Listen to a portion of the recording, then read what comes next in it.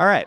Well, I want to thank Luigi and Filippo is not with us, but for putting on an excellent conference as usual. I'm David Dayen. I'm the executive editor of the American Prospect, and I guess we're supposed to do disclosures here. We're a nonprofit journalism outlet. We're funded in part by advertising, in part by foundations, and in small part by unions, but in large part by readers like you. So if you go to prospect.org/donate right now, you can be in my next disclosure. All right. The title of this panel is Can Policy Changes Safeguard the Marketplace of Ideas? I'm a big believer in the fact that ideas find their audience. One of my favorite examples of this is one of the big pressure mechanisms that led to what we now know as Social Security is that some random guy named Francis Townsend wrote a letter to the editor in the Long Beach Press Telegram arguing for old age insurance, and other people liked the idea. Ultimately, 3,400 Townsend clubs popped up across the nation, and a petition was delivered to the White House with 20 million signatures, which was more than 10% of the U.S. population at the time. And this was in 1933. There was no internet, no 24-hour news cycle, and it was in the middle of a depression. So the question then comes, could we have Townsend clubs today? And I mean, maybe, probably, something like 3-4 million people protested in the streets last week. But not if it were exclusively marketed through outbound links on Twitter, for example, or X. Today, if you put an outbound link in an initial post on that website, it will get barred from the algorithm. As a publisher, I know that if you want your outbound link to be seen on X, you have to write a post about the story, give some context to the story, and then follow it up in the replies with a link. This is just a known thing. Ilana said it directly, and it's not a surprise that outbound links don't get any traffic or as much if they're buried inside a thread. So, Twitter's a private business. They want to keep people on their sites. Their prerogative, certainly. We don't have a claim of forcing it to showcase our work necessarily, but there's essentially no reason for any publisher to spend any time or effort there, because your work product, your contribution to the marketplace of ideas will be throttled. It's just a closed loop. It's a walled garden as far as the marketplace of ideas is concerned. And this is largely true of modern social media that aims to addict and pull people in, not send them away.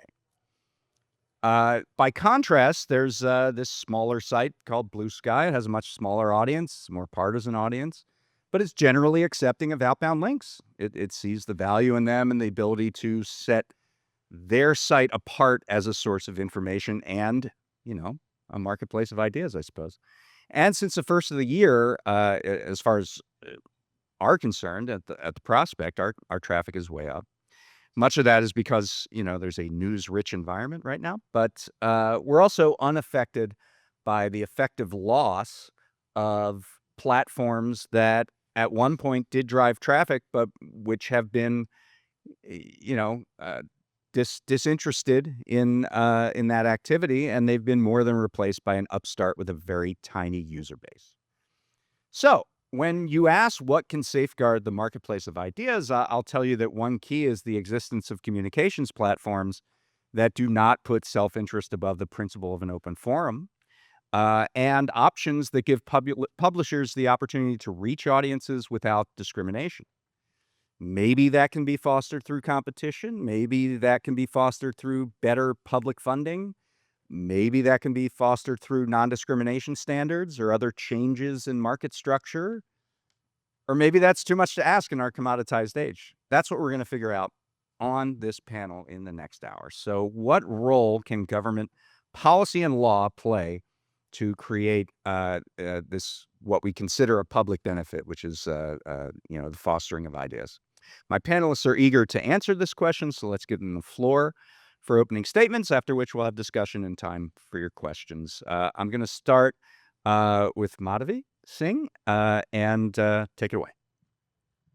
Thank you, David. And thank you to the organizers for the invitation. I am delighted to be a part of this panel. In terms of disclosure, I am an employee at Yale University and I'm also a contributing editor at ProMarket with the Stigler Center. Right. So those are my disclosures. In my opening remarks today, I want to focus on the role of law in shaping the marketplace of ideas, especially not as a passive after the fact response, but as an active constitutive force in changing business incentives and in changing business structures and thus shaping the marketplace. I feel like this distinction between the role of law as a passive after the fact response, or and on the one hand, and as an active constitutive force on the other hand, is especially urgent distinction because a lot of discussions around emerging technologies, even now, given to the sentiments of free market thinking and presumptions of techno optimism, and I feel like that's something we need to rebut. Right. So, what is the role of law in shaping the marketplace of ideas? Uh, some examples automatically come to mind, such as Section 230 and the First Amendment, which have obviously played a very big role. Um, there are also other examples, which Professor Paul Starr in the morning panel talked about the active role that state has played even before the Sherman Act and before the First Amendment in shaping media and overall the marketplace of ideas. But the influence of law goes much deeper than that. So think about property rights, for example. On the one hand, users have no property rights over their personal data, which is a very important input in the digital economy. On the other hand, that same input, when it goes into the tech platforms, into the tech infrastructure and algorithms, that is subject to very stringent property rights. And one could debate all day long about whether this treatment of property rights, one way or the other, is right or wrong, or any alternative treatment of property rights is even feasible. But the point is that law is not a neutral bystander. Through both action and inaction, law plays a very important role in shaping the marketplace of ideas. Additionally, I think that there are two presumptions that I referred to in my opening statement about techno optimism and free market thinking, which have been debunked in over the last several years. So, free market thinking, I think there has been a lot of work that has been done in the last several years, which has shown that the idea that markets are self correcting and that law should intervene only occasionally, if at all, has largely been debunked. There is a lot of data which shows that there is widespread concentration in several sectors in the US, which has debunked this idea. And the second presumption, which I think now widely stands debunked, is the idea of techno optimism. The idea that technological solution, every new technological innovation will solve all of our problems, will democratize access to information, will empower users, uh, etc., has also is also something that has been debunked. You will recall that the internet, web browsers, social media, blockchain, all of these technologies made this claim. And to a certain extent, it is true that these technologies have managed to democratize access to information and empower users. But each of these layers of technology has eventually become consolidated and monopolized by private power. So I think both of these ideas of free market thinking and techno optimism without regulatory intervention, I think those two presumptions stand debunked. The reason why I'm bringing this up right now is because I feel that a lot of new discussions around emerging technology have still not learned the lesson, and they still seem to be suffering from similar problems of techno optimism and free market thinking. So let me illustrate that with two examples. So one example, of course, is AI. I think a lot of discussion. It was heartening to see what had been happening in antitrust for the last several years in terms of increasing enforcement. But now with AI, it seems that once again the tides have turned. So, for example, in the last few years alone, there have been several acquisitions by big tech companies of AI startups, and very little that regulators have done about it. So, there are a lot of research organizations that have produced reports about consolidation in the AI supply chain, but very little regulatory action has taken place. On the contrary, some people people might recall that in January 2025, a very large AI infrastructure project called Stargate, which was a $500 billion infrastructure project between large tech companies, was announced from White House. So it seems doubtful that when such a project is announced from White House, any federal agencies would actually be looking at would look at the competition implications of such a large AI infrastructure project.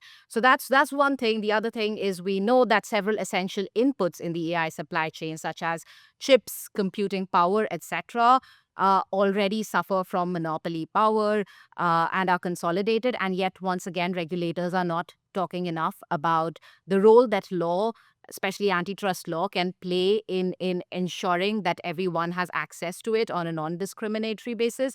So I feel like conversations around AI are once again treating innovation and regulation as a trade off, and our law is not a part of the conversation from the beginning. I feel like we once again might find ourselves in a situation where 10 or 20 years later, we will talk about the mistakes that could have been avoided, the acquisitions that could have been avoided but weren't. So that's one example. Another example is the conversation around middleware or federated social media platforms.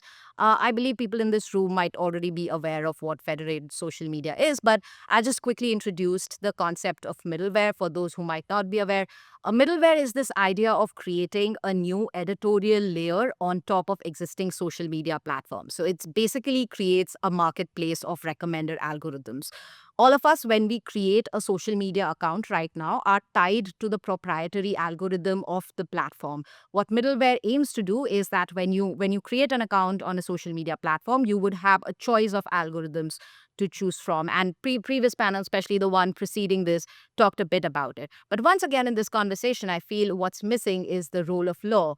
How do we prevent this new middleware layer or this new recommender algorithm layer from getting consolidated as well, right? So I think that's one big question. How do we ensure that the existing big tech monopolies in social media, they don't just prioritize or preferentially treat their own algorithms and give third party algorithms a fair chance? So I think law has a very important role to play in a lot of these discussions, which is missing. I'll just conclude my opening remarks by restating that I think we should not give in to sentiments of techno optimism or free market thinking. Law has an important role to play as a constitutive force and should be a part of these conversations from the beginning rather than a passive after the fact response. All right, thank you. We'll go to Martin. Thank you, David. I too am honored to have been invited back to the Stigler Center with my brilliant friend Andrey and Luigi Zingales. So I thank you for that. Let me take this conversation about policy changes and the marketplace of ideas to the 30,000-foot level, which seems to be where I live most of my life somehow. What we're calling the marketplace of ideas, the information sphere, has undergone a colossal transformation since the turn of the century. Access used to be restricted to people of a certain class and education. Today, 5 billion nondescript human beings have been crammed into that space for the institutions and elites who once controlled access to the marketplace. That change has been dramatic. The noise is unbearable. Anger, insults, outrageous lies fill the air. So the question inevitably arises, can we enact a set of policies that will return us to the old, serene marketplace of ideas? Can we ban hatred, enforce good manners, filter out falsehoods? This question presents no problems for authoritarian governments. The marketplace of ideas in China is pretty much exactly what the regime wants it to be. Many in that country have no idea that there was ever a massacre in Tiananmen Square. The democracies, on the other hand, are deeply divided on the question. Europe has enacted a battery of policies at the national and EU levels to limit what will be tolerated in the marketplace. Criticism of religion, for example, is taboo. In Germany, you can be arrested and fined for insulting online an elected official. Romania recently annulled the presidential election because of TikTok. Illegal content. Illegal content is a vague new concept promulgated by the Digital Services Act. based on justifying principles, privacy, hate speech, disinformation that were unheard of half a century ago. I mean, we can talk later if we want whether this kind of censorship is right or wrong. I believe it's useless. Like all reactionaries, the Euro elites see the world in static terms. The great transformation of the marketplace of ideas is ongoing. In fact, it's picking up speed. A generation from now, Google will be a distant memory. Facebook, if it's still around, will be the digital equivalent of our retirement home. AI will crash into established institutions in a way that will make the turbulence of the internet and social media feel like a stroll in the park. No regulatory regime can keep up with the speed of change. If you wall off Europe from new technology, you'll end up with a continent-sized museum of the 20th century, frozen in time like Venice, only infinitely less beautiful. It won't be a marketplace of any kind, and it will be largely devoid of interesting ideas. In the US, as you mentioned, the First Amendment is a foundational document of our information sphere. The EU-style censorship attempted by the Biden administration went sort of against the grain of our experience, failed precisely for that reason. Our governing policies, I'm sure has been mentioned at some point in this conference, is Section 230 of the Communications Decency Act.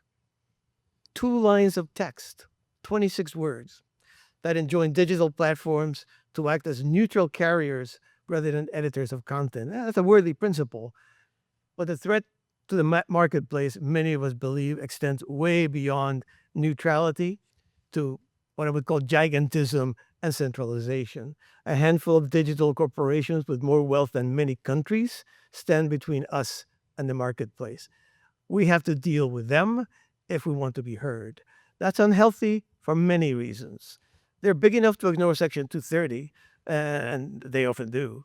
They can collude for economic or political advantage and have done so in the past.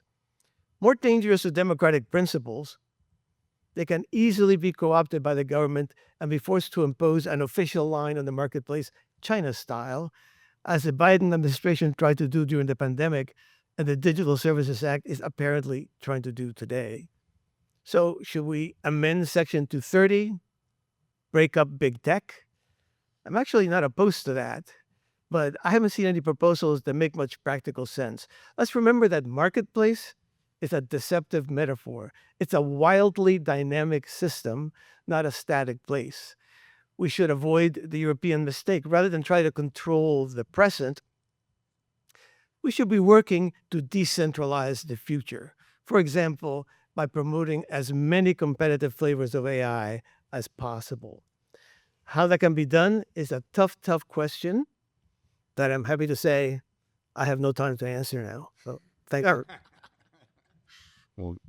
We won't let you off the hook that easy. All right, Andrey. Good afternoon. First of all, thank you, Luigi, and all the organizers for such an excellent conference. I enjoyed the listening to the speakers. Second, disclosure, I do not have any conflicts of interests except for those with myself probably. And I am paid by the marketplace of ideas, so all my liability is to my readers. My perspective is not economic, it's perspective media ecological. So unlike other communication theories that study what humans do with media ecology explore what media do to humans. So it's about media effects and enforcement that we experience using some media. I'm going to talk about the network effect and platform monopolism. Let's imagine you need to carpool from Chicago to somewhere. And nowadays, what you do, you just use some carpooling platform. And if you put 20 requests on this platform and you get only 4 or 5 matches, and your need is met, is satisfied, you won't use this platform because it doesn't work. But when you put 20 requests and you get 16, 18, 20 matches, this means that this platform works. It's good for you, right?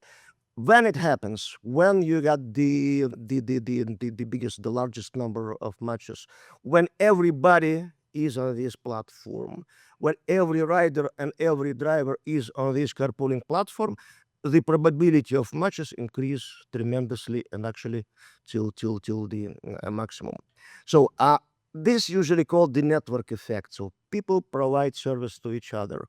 Mathematically, it's described by Metcalfe's law, which say that the value of a network is proportional to the square of the number of networked users. In other words, the more users then participate, the more connections they form, and the more each of them benefit from those connections. The more the merrier, right? What this means in terms of monopoly? In this environment, a new form of value emerges that has nothing to do with use value or exchange value, and it's actually has nothing to do with commodity at all. If you have good enough reach on a platform, you can sell anything regardless of content. There was a band and a group in Ann Arbor, not far from here. So they sold the tracks of silence on Spotify. They issued the album Sleepified. Each song was 30 seconds track of silence, pure silence, and they quote for their followers, just put it on repeat, and we will gather, I don't know, half a cent from each listening. And they collected $20,000 for their concert tour.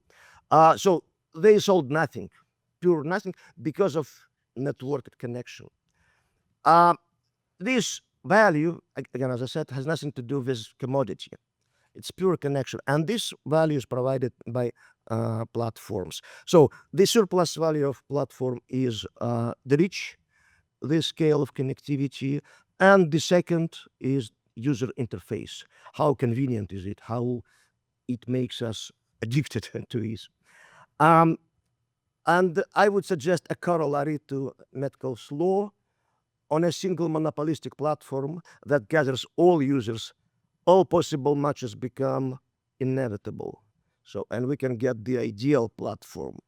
This kind of service wasn't possible in the offline world. We couldn't possibly have enough connections to satisfy all our potential needs or matches. In the digital world, it can happen because we can be connected with literally everyone. On the platform, on any platform, users do the labor of swarming to each other. They create swarms, and the more users join to a swarm, the greater, the larger the swarm is, and the more it is attractive to other users to join. So we work for each other, and it is work kind of marketing and providing connections because we market this swarm, this platform to other people. So the idea is, my idea is that platforms naturally drive toward monopolism, which is beneficial for users. So monopoly of a platform is beneficial for users. We would benefit the most from only one Twitter, only one LinkedIn, only one carpooling service, only one Tinder, only one Facebook, because all the people who are interested in this kind of niche specialization would be on this platform, and it will be beneficial for each of them. So monopoly is a good thing. And besides, each monopoly, each niche platform makes user to do things for this platform. I try to illustrate it here. It was, if anybody remember, Dolly Parton challenge in 2020 probably. So she posed herself as a different kind of person on different platform. That's what I did. I do not use Tinder as a happily married, but I imagined if I were, right? So platforms dictate us how to behave in certain environment. Oh, sorry, back. So the last thesis probably for discussion. So platform naturally drive toward monopolism, which is beneficial for users, right? It carries risks. So the risk of global glitches. When everybody uses a platform and some technical glitch happens, so everybody shut down, like electricity grid, right? So everybody does not have electricity. Abuse of monopolistic power.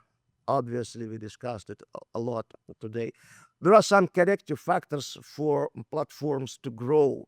The growth of platform is inhibited by the niche specialization, like X, former Twitter, and Blue Sky, right? There are political niches, conservative and progressive, and users split to those niche specialized platforms. It kind of inhibit the growth of platforms into a monopoly. And generational change. New generations of users come, and they do not want to be on the same platforms as their parents.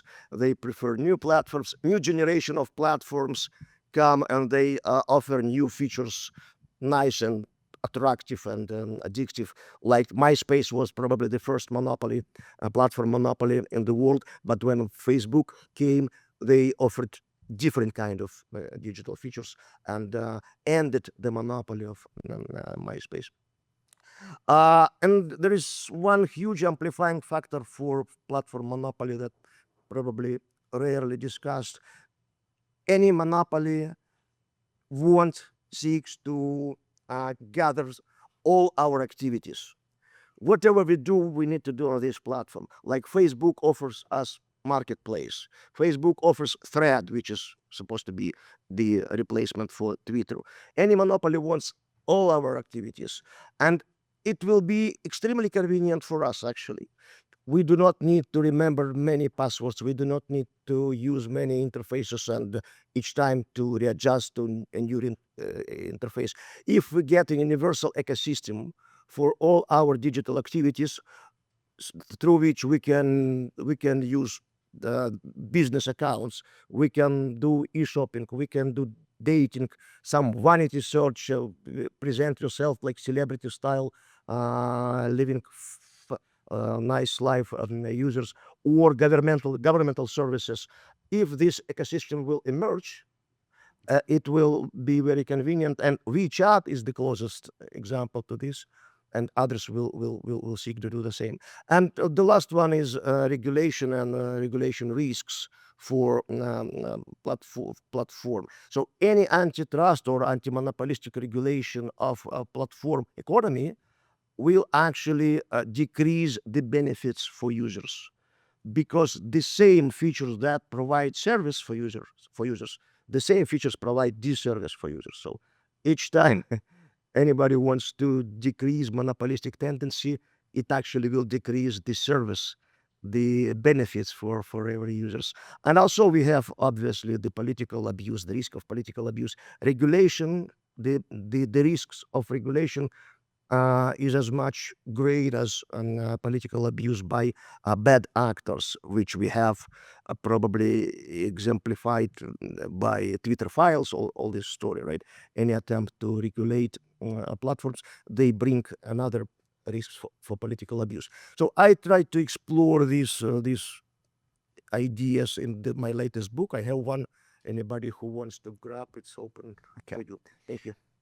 All right, Andrey, I want to immediately push you on this topic, because I think your hypothesis of a beneficial network effect always and everywhere kind of changes when the swarm of users are unable to view an individual's speech, in the case of what I was saying earlier, if it's in the form of a link, or unable to be exposed to certain ideas because of tweaks to the algorithm. So how do those beneficial effects get manifested if they are narrowed through the way in which that platform is presented to you as an individual? Isn't it the case for me as a publisher, I manifestly do not benefit from a platform if my links are throttled? I don't. Yeah. As you many probably heard about the switch from literacy to digital post-literacy, what I call digital orality.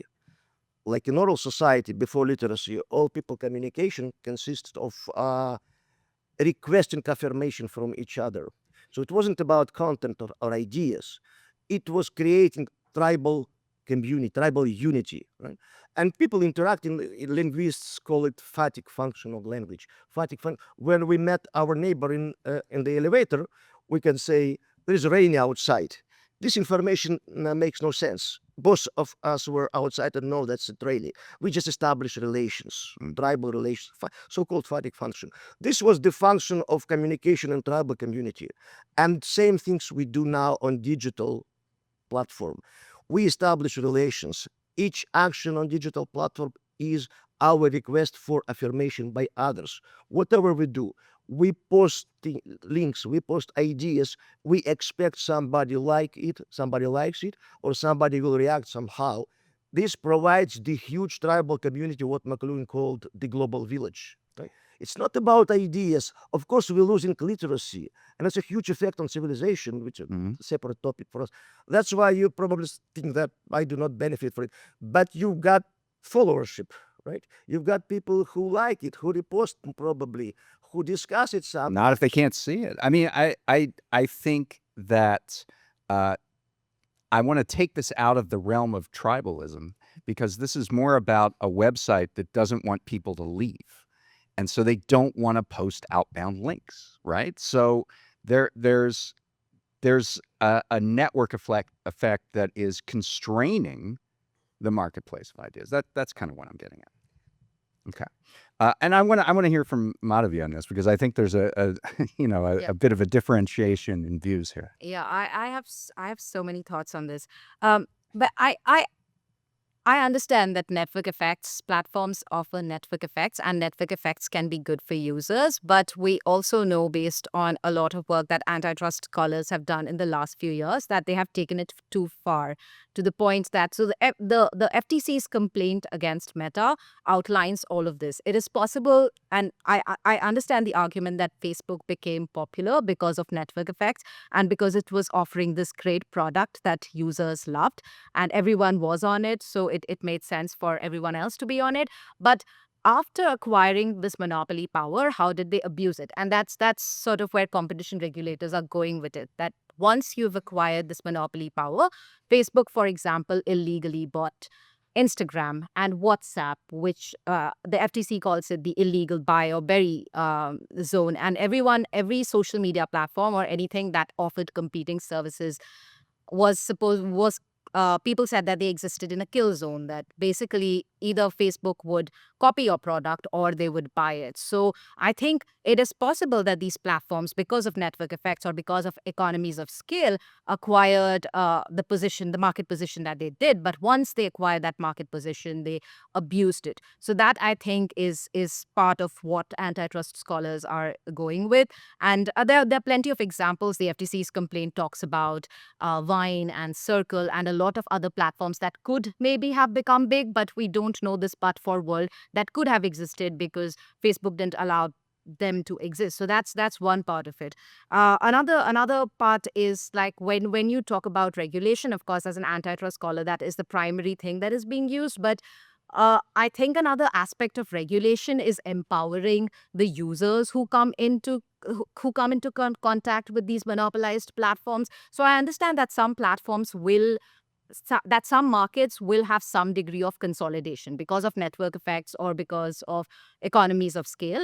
In such cases, in order to avoid the negative externalities of monopoly power, what we still need is regulation that empowers the other side. So regulation that empowers labor, or regulation that empowers news publishers, users, etc., so they can fight for their rights when they come in contact with this platform that has monopoly power, which is inevitable. Yeah. Andrey, I can give you a little bit of time to respond to that. No, I promise to get to you, Mark. Yeah, I understand the conflict of interests. Martin Gurri introduced this idea of the revolt of the public. The huge part of this concept is the institutional disruption, right? And institutions obviously were created by printing press, top-down entity led by knowledgeable, educated people, knowing what is better for the rest. And there was always opportunity for abusing this kind of structure, but it was established and society lived within it. But since society switched to other different medium with peer-to-peer horizontal organization at first, as it was internet at first, not now. Old institutional order was disrupted, and now we live in conditions where we need to apply the idea of law, the rule of law, to things that are not institutional. I do not have silver bullet solution how to. They are a morphologically different entity. The swarm and the pyramid, or the cloud and the pyramid, they have even different physical laws. In the pyramid, they have gravity, top-down gravity, heavier and down. And the cloud, it's gravitation that formed in all direction, right? So they are morphologically different. And this is a challenge for lawyers, how to apply laws to this entity. And actually, we experienced this kind of disturbance for laws or for traditions. Each time when we switch media, when we switched from writing to printing press, when we switched from printing press to electricity, now to digital, so far lawyers somehow managed to to handle these changes. Will they be able to do it now? I doubt, and not because I do not trust skills and expertise of lawyers. Okay. We don't have much time. Right. Because of acceleration of time, each era will become shorter, Okay. shorter and shorter. Martin, I want to bring you in, and you talked about this whole concept of trying to impose manners on social media being a bit of a dead end, and I have sympathy for that, 100%. But I'm curious, just to understand you here, because you alluded to this concept of censorship. And you alluded to particularly the Biden administration and COVID, and also the DSA. Last month, a man with a tattoo of a soccer ball was sent to a Salvadorian gulag. The Trump administration is looking through social media of immigrant graduate students to determine whether they made certain thoughts so they would cancel their visas as a result. ICE just today, Immigration and Customs Enforcement, posted on X vowing to stop ideas at the border. How is that not the greatest suppression on free speech and free expression in the history of this country? Now, I am not going to get into defending Trump because I'm not sure I understand what he's doing. But I can tell you this. I was born in Cuba, okay? And before I was 10 years old, I had experienced a right-wing dictatorship and a Marxist dictatorship. And I carried away from that two things into my adult life, which is, number one, the worst democracy is infinitely superior to the most effective tyranny. And number two, that freedom of speech should be as absolute as it can possibly be. And like I say, I'm not going to pass judgment on Trump. I have trouble understanding what's going on right now, but I have never experienced an attempt to silence certain opinions as happened in the last administration. It wasn't successful, by the way, because this swarm is too big. And I was in the government. I was in CIA for many years. The government has no clue about it, but they tried. They did try, and they tried initially for, well, as always happens with censorship, for worthy reasons. They didn't want people to get bad information about COVID-19 cures. But that pretty quickly slipped into, well, the Russians are infiltrating, and well, maybe the people who are this way think just like the Russian, and all kinds of satirical sites were being taken down, millions and millions of posts, hundreds of thousands of people. There's nothing like that going on today that I'm aware of. Well, I mean, I would submit that universities all over this country are being defunded because of speech. I think it's a clever evasion to say I'm not going to talk about what's happening. Well, I think but it's fine. No, it's fine. I think yours is. But I want to actually bring Madhavi in on this because where I agree with Martin is as an American, I kind of do find the question of the panel a little bit fraught. The idea that government can dictate rules for speech online, it makes me queasy. And how do you do that in the context of a First Amendment? What are because you're certainly asking for a more aggressive use of law and policy here. So, respond to that. So I wouldn't dare respond to a First Amendment question because I'm not a First Amendment scholar. I feel there are people in this room who are far more qualified to answer that question. But perhaps I'll talk about the use of antitrust to try to do this more in a more roundabout way. And as we know, the FTC has an ongoing investigation into the use of antitrust and whether big tech censorship amounts to an abuse of monopoly power or amounts to collusion.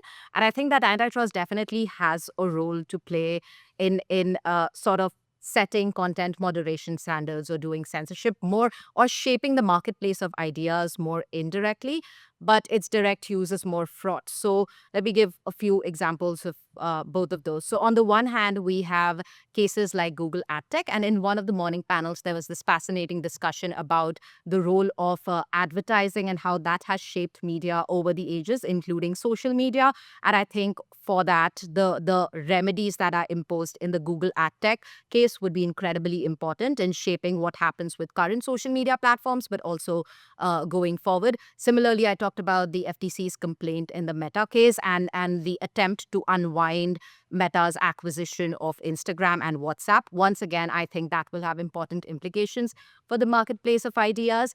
The more direct attempts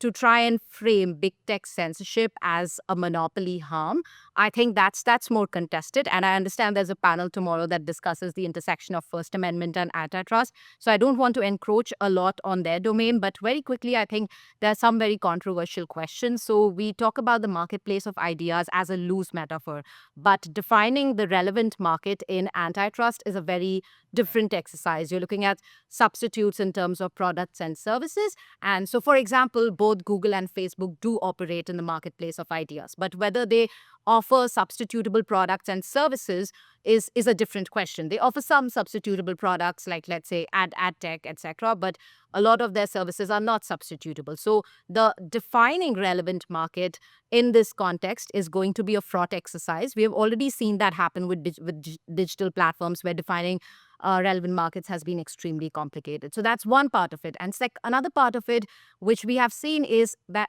capturing non-economic harms in antitrust has been extremely complicated.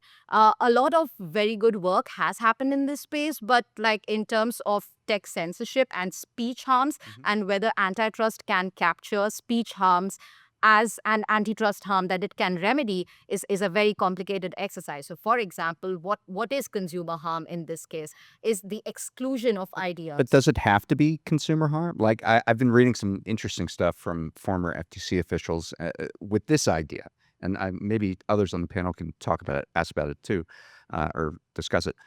If a platform decides to deplatform a user, is that a vertical foreclosure that harms competition among content creators? So like me as a content creator is now being harmed because my speech cannot get a fair reading in the marketplace ideas against another. And is that an unfair method of competition? You don't even have to go that far. A user could argue that not being exposed to this great variety of opinions is a consumer harm. A consumer harm. So you're looking at it from the consumer, not Yeah. the individual who's deplatformed. So that is another contested question, whether antitrust should look at stakeholders other than consumers. But even if we were to not look at groups other than consumers and look at purely consumer harm, which is like an easier point that most people do agree with, that antitrust is in fact concerned with consumers. If you look at just consumer harm, what is consumer harm? Is it the idea that I am not being exposed to the entire marketplace of ideas and someone's idea has been excluded? Or is it the other thing that not enough content moderation exposes me to a lot of violent content or trash or spam, etc., and that degrades my consumer experience? So that's the consumer harm. So it's a very complicated question about what actually amounts to consumer harm and how antitrust can deal with it. Andrey or Martin, do you have anything on this? Do you want to jump in? Yeah. Or I can ask another question, but if you had something, Yeah, yes, go ahead. resolution, the topic of our panel. So I need to connect all these crazy ideas. So which I expressed. the merger of democracy with digital media draft two main roads to regulation. So democracy is mostly about freedom, and digital media is about personal data. So personal data are gathered and they can be collected and used for surveillance and control of behavior, commercial and political. Right? So the merger of democracy and digital media offers us two roads for regulation. First is anarcho-tyranny, and the second is anarcho-totalitarianism.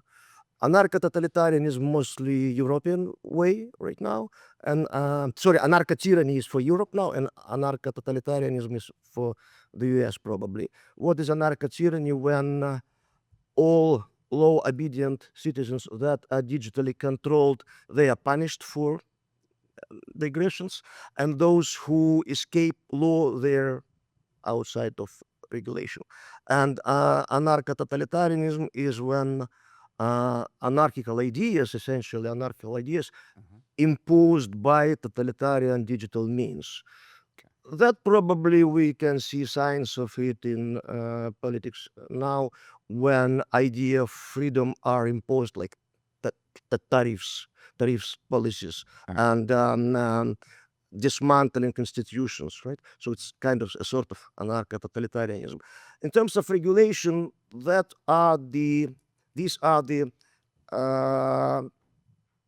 possibilities that we have. How to convert it into law? I think it's mostly like threats. So we need to think it's this anarcho-tyrannical and totalitarian tendency in digital. Can we handle it? Well, let me ask one more question to you, Martin, and then we'll go to your questions, so get them ready. You mentioned AI in your opening remarks. I mean, every digital platform is in the midst of this very costly transition. Talking about social media in some sense feels like fighting the last war. Do you think that offers a reset in terms of how to think about these kind of questions? And how do you reckon with the point that those in possession of the most data do have a first mover advantage in training their models, in developing AI? Yeah, I mean, I'm not an antitrust expert, and I think that a lot of harm is done in intervening in marketplaces for the best of reasons. But it seems to me that it is possible conceptually, and then if it can be done, I would be very much in favor of it, to broaden the technology that drives AI as much as possible, so that there could be as many startups and as many flavors and as many, say, political points of view that are driving it, because every AI gets trained, it's not neutral. It gets trained on some opinion, and in the end, it's got to reflect this opinion with an Olympic voice that sounds like it's coming from heaven, right? So you don't want those opinions sound that way and then have one or two that are more or less the same. You want as much of that as possible. I said it was a tough question, and mainly I'm not a lawyer and I'm not into antitrust, but I think it's some highly intelligent person, so some regulatory equivalent of Elon Musk should sit down and figure out how does this work in a way that, in our next generation, we don't have like 2 AI platforms and telling us what to do, but we have 100.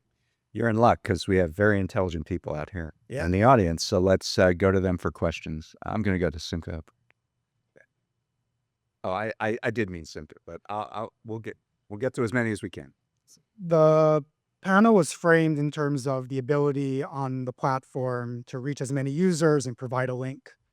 It seems like Twitter offers you the ability to reach as many people as want to see your content. The fact that you can't provide a link doesn't mean that you don't have a platform. They can find it elsewhere. It seems like the real question being asked here is, how do we make sure that the content that we view as proper or desirable gets the largest market share? How do we make sure that the things that we want to promote reach the most number of users?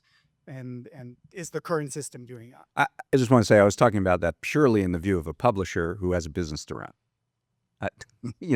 There's a marketplace of ideas, but there's also, sort of a business case. But does anyone want to answer that question? Well, I mean, I have to say I haven't had that experience. I publish a lot. I'm a writer, and I publish anywhere I can, and I put links anywhere I can. I've been pretty agnostic about that, and I had not noticed that they're all outbound links to Twitter, X, and I had not noticed. In fact, my experience has been that that's probably the best source to get traffic into, for example, the free press. I can find you the link. I can show you the link really? where Elon admits it. Yeah. I actually would like to see that because I'll show it to you. because it has not been my experience. There, Jim. Sir. And then we'll impose a little bit of structure, if I could. I keep hearing about two conflicting ideas, but they're almost used in the same sentence. One idea is the word monopoly, which I've heard across the day and heard in this panel too.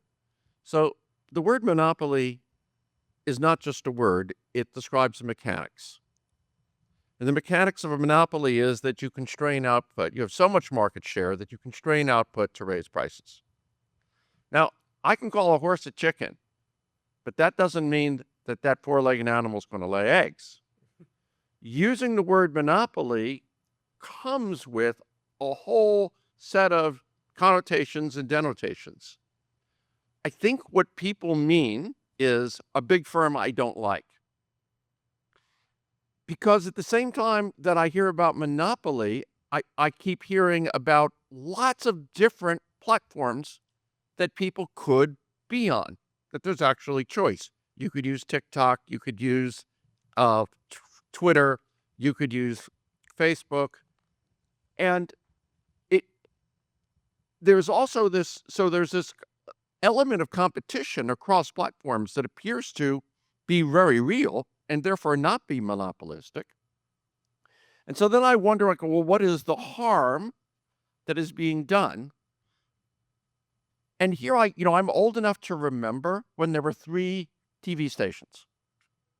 And you got the NBC Nightly News and the ABC Nightly News and the CBS Nightly News, and they all basically had the same news. So are we saying that we now have less information to choose from than we had before? Or are we saying that we have information that we can choose from, some of which we don't like? I just want to be clear as to what we mean when we use words like monopoly and what we mean when we use words like misinformation. Madhavi, you want to take that? Yeah, sure. So I think this is one of the very first questions that I understand antitrust scholars dealt with when they tried to use antitrust to regulate digital platforms. And I think you're absolutely right. We do exist in a world where we are part of several different digital communities and digital platforms, which all seem to have a lot of power and therefore are called monopolies in their own rights. But I think that is because as consumers and as users, our experience has become more complex. So while you are absolutely right in saying that we call Google search a monopoly and we're also calling Facebook a monopoly, how is that possible? I think that because most discerning digital users see them as different. So we go to Facebook for a very different experience to connect with friends and to consume that. And Google search is used for a very different purpose, which is why traditional ideas of defining the relevant market and market power also failed in these scenarios. In fact, one of the reasons why the Digital Market Act was passed, and European scholars in the room can correct me if I'm wrong, was also because it became extremely complicated to define digital markets, to define a relevant market and show market power. And yet people in their lived experiences realize that these tech platforms, they have a lot of power across different layers and in many different ways. So that's sort of how we refer to monopoly power. I agree that it has become very difficult to distinguish them. They do compete in some ways, and yet we also realize that, at least in some contexts, they have a lot of power to shape the experience of users, but also to exclude rivals. So yeah, I don't know. Other questions?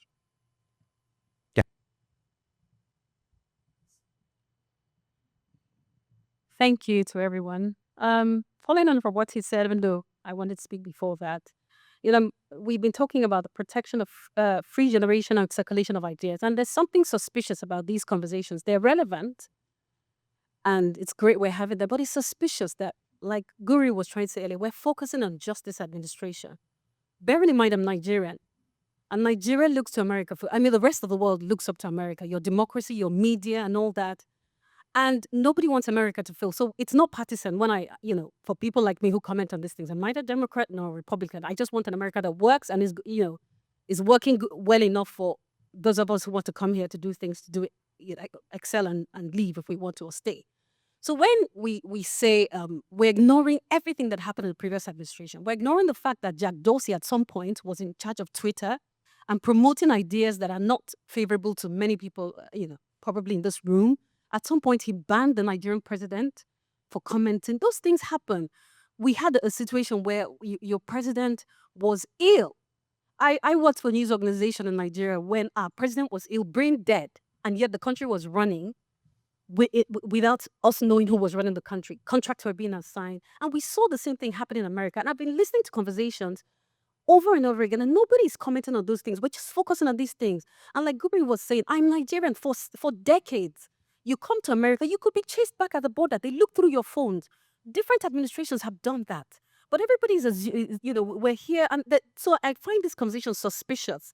How committed really are we to the free generation and circulation of ideas? Or are we just committed to those ideas we feel should be pushed forward, which is what is beginning to look like, especially after I observed the interaction where Gurri was trying to share thoughts that I share as a Nigerian and African. And I know what we've seen. As he was saying, coming into the United States has never been easy. I know people who have been detained, turned back after flying all the way from Nigeria. So is it possible to make these conversations less suspicious, more authentic, go beyond the hatred for Trump, which I understand completely, look into the things the media has done wrong, like totally ignoring the fact that your president was unwell and contracts had been signed, the country was running. We still don't know who was running those countries. And all of a sudden, Trump appears like the devil. Can we not have those honest conversations about things that have been going on in the United States? Censorship of platforms. The United States government says, don't allow this published, don't allow these things posted. And I'm not hearing these things. And so as a Nigerian, somebody who admires America and the things your country has achieved over the centuries, I find these conversations very suspicious. And I'm wondering, how really are we committed to the free generation and circulation of Well, ideas that are not our ideas? I'd love to hear from the panel, but this gives me a good chance to have Richard John be happy with me, because I'm going to quote from Oliver Wendell Holmes and his dissent in Abrams versus U.S., where he said, "The ultimate good desired is better reached by free trade in ideas, that the best test of truth is the power of the thought to get itself accepted in the competition of the market. And that truth is the only ground upon which their wishes safely can be carried out. That, at any rate, is the theory of our Constitution." Can I answer that? Please. First of all, yes, I'm thinking I'm going to carry you with me so you can argue my arguments for me. I also am not a Republican. I also am not a Democrat. And I also think that, number one, the struggle for free speech, those of us who come from countries where it's a little shaky or gone, it's never easy. It's never easy. And I'll have a quote too. We in this country have had this issue before. John Adams imposed what we call the Sedition Acts, which basically said that defaming the government, telling lies about the government, was against the law. People were put in prison. Newspapers were shut down. Content was censored. People were put in prison because of that. Jefferson ran against Adam, defeated him, and in his inaugural address, this is what he said: "If there be any," I always carry this with me, "if there be any among us who would wish to dissolve this union," all right, subversives, "or change its republican form, let them stand undisturbed as monuments of the safety with which error of opinion may be tolerated, where reason is free to combat it." So I believe that as long as you can lie as much as you want, and that has been traditionally the way the United States has handled this information sphere, as long as the rest of us are there ready to point the finger and say that is wrong, and let me tell you why. Rich. I think this is the last one, by the way. Okay. Just the false start made a very good point that the First Amendment had very little consequences for law until the First World War. Thomas Jefferson's heirs, his admirers, they censored literature dealing with slavery. They tried to make it illegal to discuss slavery in the North. Jefferson's position on free speech in that one very political moment does not even account for what Jefferson believed. And Adams was very concerned about foreign threats to the Republic. The foundational document, as Paul mentioned, really is infrastructure regulation, which as Madhavi Singh has said, is there right from the beginning. Regulation doesn't come in later. Regulation is there from the start. As Post Office Act 1792, that structured the information infrastructure. Oliver Wendell Holmes is speaking at the time of the First World War, great conflict, concern about syndicalism, radicalism of various kinds, and he's thinking back to the Civil War when the Union and the Confederacy were different fighting faiths, so they managed to work it out. He's not thinking of a modern, data-driven, and that was a new idea. And that market of ideas, as John Durham Peters, others have argued, has very little to do with 19th century American history or with the founders. But the question is, I'm provoked by Andrey Mears' invocation of the Jasper's axial age. And as we know, Graeber argued that the axial age was a response to introduction of money. And are we not about coinage? Are we not about to see a revulsion against the coinage of our own day, which is data, and a popular challenge to data, which is comparable to the rise of Buddhism, Hinduism, Isaiah, Judaism, and eventually Christianity? In other words, is that if that the epochal world we're living in, we're going to see a fundamental transformation. But we cannot continue to mythologize American history with these silly stories about free expression in the 19th century norm. It just isn't true. And as a historian, I'm just obliged to call that out. Yeah, thank you. Oh yeah, you go. No. Oh, you want me a quick show? Yeah, that's very specific, Sherman. Thank you for. I think the Jasper's idea of the axial age underestimated now, underappreciated now. So I could agree. I could accept that the money was the source or cause of the axial age, but in terms of media ecology, this was the alphabet. The time frame of the axial age precisely coincide with the invention of the alphabet, except for China and India, which did not use the alphabet, but there was some phonetic tendencies in their writing as well. So this is the book I tried to speculate on this idea about the axial age. Now we experience the axial age in reverse and in the accelerated speed, because the axial age was the movement from orality to literacy through writing and the alphabet. Now we move, and it lasted like 6 centuries, right? Now in just 2 decades, we moved back. We reversed the axial age in accelerated speed. It's like, and probably we will lose the semantic functions of speech even, because we can see some oral tendency when we use digital, like emojis. Emojis is interjection, right?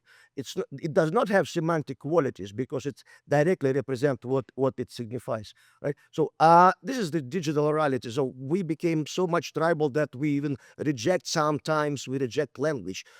Younger generation does not use words when communicating because digital devices handy offer very conveniently to not use words, to use some smiles, emojis, and figures and so on.